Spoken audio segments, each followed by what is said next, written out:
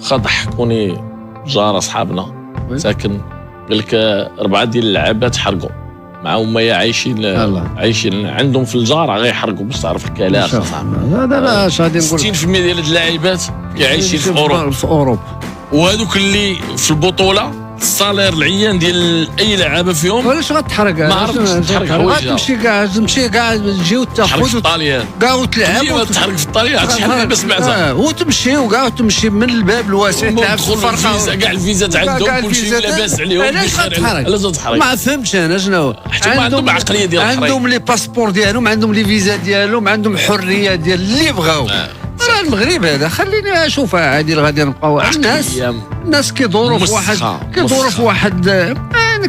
راسهم هذاك غادي يبقاو شي واحد هما عندهم عقليه الحريق هذاك الشيء علاش حراكه في العصر كتهضر على لاعبات اللي لعبوا لعبوا شحال من مقابله حبيه لعبوا شحال من مقابله رسميه داروا العالم كامل لا الحاج غيحرقوا قبل ما يلعبوا كوب دي قبل ما غيلعبوا كوب دي مون واحد غادي يمشي يلعب كوب دي مون فين سوا في استراليا ونيوزيلندا ويحرق في الطاليان شو الكذبه كي دايره شوف لا دابا بالنسبه لي التالي جوسكا كون يبقاو غاديين بهادشي تصور الكذوب الشعب ديالهم دابا راه كيتعذب سميتو ما يمكنش كتقول شي حاجه لوجيك دابا حنا غير منطقيه. حنا المنتخب ديالنا لاعب كوب دي موند ياك المنتخب ديالنا لعب ماتش مع الطاليان من الطاليان غيمشي سويسرا يلعب ماتش مع سويسرا ومن بعد غيمشي استراليا غيلعب مع جامايكا ياك من بعد غيلعب كوب دي موند ياك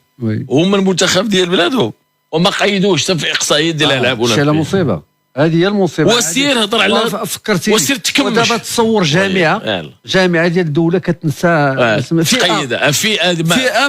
ما كتسجلش وقال لك هذا هو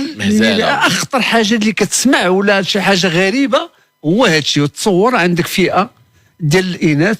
ما كتسجلهاش باش تلعب الاقصائيات وتصور العاب اولمبيه اش كدير انت اش كدير كاع في هاد الجامعه واش كدير في هاد لا فيدراسيون واش كدير كاع في وغادي نرجع نبقى واش الناس شوف المغرب فين دابا كنعرفوا شنو الكره النسويه وكنعرفوا اللاعبات اللي كاينين وكنعرفوا حتى اللاعبات اللي كيجيو من اوروبا وكنعرفوا حتى بالنسبه كاع المقابلات اللي دارت حبيه دارت في اسبانيا دارت في فرنسا شوف عمرك سمعتي شي مغربيه المغرب شنو المغرب هو يعني حريه التنقل عندك ما كاينش ما عندكش اشكال عايش مزيان في بلادك بغيت